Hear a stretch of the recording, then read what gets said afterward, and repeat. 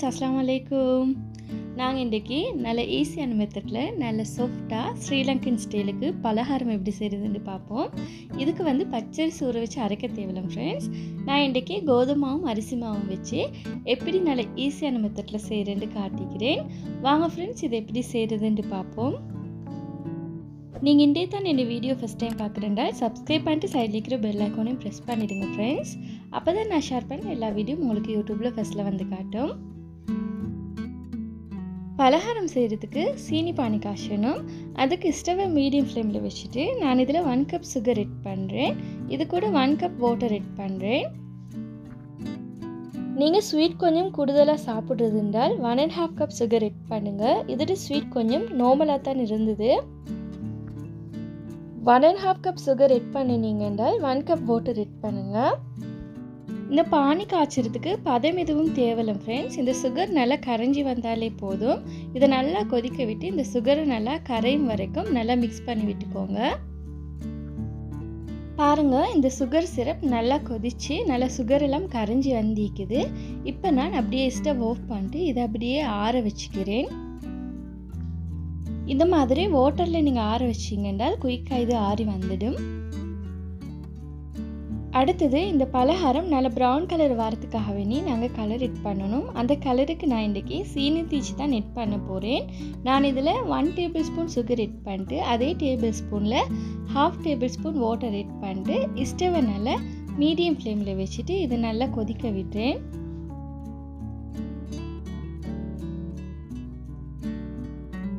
இது நல்லா கொதித்து நல்ல பிளாக் கலருக்கு வரட்டும்.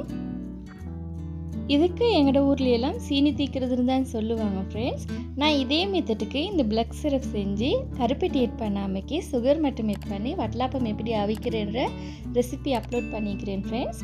உங்களுக்கு அந்த ரெசிபியோட லிங்க் வேணும்னா நான் மேலுக்கு கொடுக்குறேன், செக் பண்ணி பாருங்க. டிஸ்கிரிப்ஷன்லேயும் கொடுக்குறேன் ஃப்ரெண்ட்ஸ். இது கொஞ்சம் நல்ல டார்க் பிளாக் கலர் வரங்காட்டியும் வெயிட் பண்ணுங்கள் ஃப்ரெண்ட்ஸ். இந்த ஸ்டேஜில் நீங்கள் ஸ்பூனால் மிக்ஸ் பண்ணாதீங்க. நீங்கள் ஸ்பூனால் மிக்ஸ் பண்ணினீங்க என்றால் இந்த சுகர் எல்லாம் ஸ்பூனில் கட்டிப்பட்ட மாதிரி ஆகிடும். பாருங்கள், இது நல்ல பிளாக் கலர் ஆகி இதில் இருக்கிற புகையெல்லாம் நல்ல மேலுக்கு பறந்துட்டிக்குது. இந்த ஸ்டேஜில் நீங்கள் கொஞ்சம் சரி பயப்படாமக்கி நல்லா வெயிட் பண்ணுங்கள். நல்ல டார்க் பிளாக் கலர் வரங்காட்டியும் நீங்கள் பிகினர்ஸாக இருந்தீங்கன்னால் உங்களுக்கு கொஞ்சம் பயமாக தான் இருக்கும். பட் நீங்கள் அப்படி பயப்பட தேவையில்லை. இது நல்ல பிளாக் கலர் வரங்காட்டியும் நீங்கள் வெயிட் பண்ணுங்கள். நல்லா டார்க் பிளாக் கலர் வந்ததுக்கு அப்புறமா நான் இதில் 5 டேபிள் ஸ்பூன் வாட்டர் ஆட் பண்ணிட்டு நல்லா கொதிக்க விடுறேன். இது கொஞ்சமாக கொதிச்சுட்டு வரக்குள்ளக்கே ஸ்பூனால் மிக்ஸ் பண்ணி விடுறேன். நீங்கள் வாட்டர் ஆட் பண்ணின உடனே ஸ்பூனால் மிக்ஸ் பண்ணாதீங்க. நீங்கள் அப்படி செஞ்சீங்கன்னா இந்த சுகர் எல்லாம் ஸ்பூனில் வந்து கட்டிப்பட்ட மாதிரி ஆகிடும். இந்த வாட்டர் கொஞ்சமாக கொதித்து வரக்குள்ளே ஸ்பூன் ஆட் பண்ணி நல்லா மிக்ஸ் பண்ணி விடுங்க. அப்போ தான் இது ஸ்பூனில் ஒட்டாமல் இருக்கும். பாருங்கள், இதில் இருக்கிற அந்த கட்டியெல்லாம் நல்லா கரைஞ்சி வந்ததுக்கப்புறமா அப்படியே ஸ்டவ் ஆஃப் பண்ணிட்டு நான் ஒரு ஸ்ட்ரெயினரால் இதை வடித்து எடுக்கிறேன். இதையும் கொஞ்சம் நல்லா ஆற வச்சு எடுத்துக்கோங்க. அடுத்தது ஸ்ட்ரெயினரை வச்சுட்டு நான் இதில் 1 கப் கோதுமை ஆட் பண்ணுறேன். 1 கப் அரிசிமா நீங்கள் இடியாப்பம் வைக்கிறதுக்கு யூஸ் பண்ணுற அரிசிமாவே இதில் ஆட் பண்ணலாம். இதை இந்த மாதிரி நல்லா வடித்து விடுறேன். இதில் கட்டிகள் ஒன்றும் இல்லாமக்கே. பொதுவாக இந்த பலகாரம் பச்சரிசி ஊற வச்சு அரைச்சி தான் செய்வாங்க ஃப்ரெண்ட்ஸ். அந்த ரெசிபியும் நான் இன்ஷால்லா கண்டிப்பாக கூடிய சீக்கிரம் அப்லோட் பண்ணுறேன். பட் நான் இந்த ட்ரிப் நல்ல ஈஸியான மெத்தடில் ட்ரை பண்ணிக்கிறேன். இது வந்து ஃபாரின்ல இருக்கிறவங்களுக்கு நல்ல யூஸ்ஃபுல்லாக இருக்கும்னு நம்புகிறேன். இதை நல்லா வடிச்சிட்டு நல்லா மிக்ஸ் பண்ணி விட்டதுக்கப்புறமா நாங்கள் சீனி பானி காய்ச்சி வச்சுருந்ததை செக் பண்ணலாம். இது நல்லா ஆறிக்குது ஃப்ரெண்ட்ஸ். இப்போ நான் இதை அப்படியே எடுத்து இந்த மாலை ஆட் பண்ணுறேன்.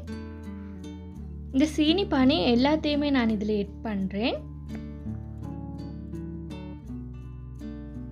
இதை இந்த மாதிரி நல்லா மிக்ஸ் பண்ணி விடுறேன். நீங்கள் விஸ்க் இல்லாட்டியும் உங்களோட கையாலேயே நல்லா கட்டி இல்லாமக்கி நீங்கள் இதை கரைச்சி எடுத்தீங்கன்றாலே ஓகே.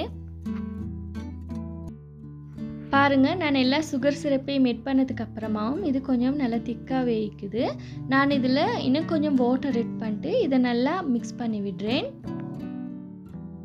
இந்த மாக்கு அரைக்கிற பதம் எப்படி இருக்கணும்னால் நீங்கள் தோசைக்கு எப்படி மாக்கு அரைப்பீங்களோ அந்த பதத்துக்கு தான் கரைக்கணும். நீங்கள் வந்து இறுக்கமாக கரைச்சிட்டீங்க என்றால் பலகாரம் சாஃப்டாக வராது, இறுக்கமாக இருக்கும். நீங்கள் இதை கொஞ்சம் லூஸாக கரைச்சால் தான் பலகாரம் நல்லா சாஃப்டாக வரும்.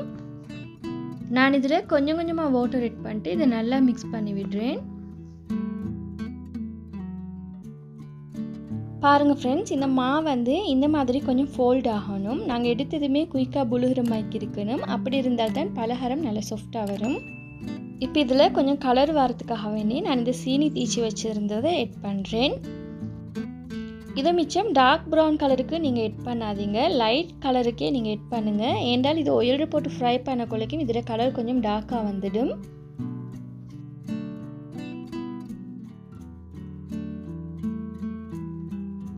இதில் 1/2 டீஸ்பூன் சால்ட் ஆட் பண்ணிட்டு இதை நல்லா மிக்ஸ் பண்ணி விடுறேன்.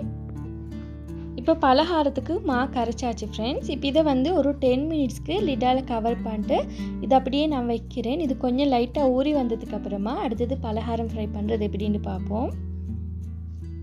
உங்களுக்கு டைம் இருந்ததுனால ஒரு அரை வரைக்கும் இதை ஊற வச்சுட்டு நீங்கள் செஞ்சாலுமே இது நல்லா சாஃப்டாக தான் வரும். நான் இதை 10 மினிட்ஸ்க்கு தான் ஊற வச்சுட்டு செய்கிறேன். உடனே நீங்கள் செஞ்செடுத்தாலும் நல்லா தான் வரும். பட் ஊற வச்சு செஞ்சு எடுக்க கொள்ளைக்கு இன்னும் கொஞ்சம் நல்லா சாஃப்டாக வரும்.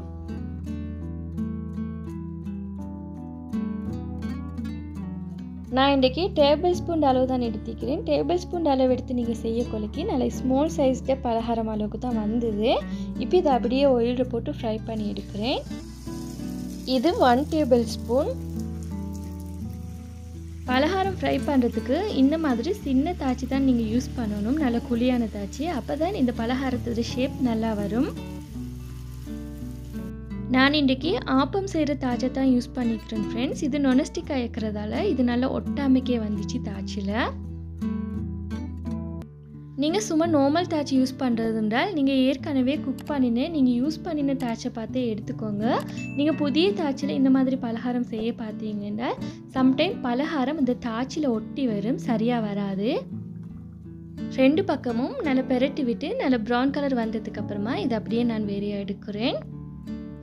நான் இதில் மறுபடியும் 1/4 கப் அளவு வச்சு ஃப்ரை பண்ணி காட்டுறேன் ஃப்ரெண்ட்ஸ்.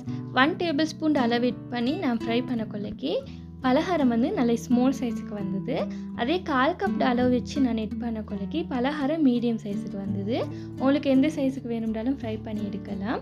1/4 கப் அளவு தான் ஸ்ரீலங்காவில் பொதுவாக எல்லாருமே செய்வாங்க, அது மீடியம் சைஸுக்கு இருக்கும்.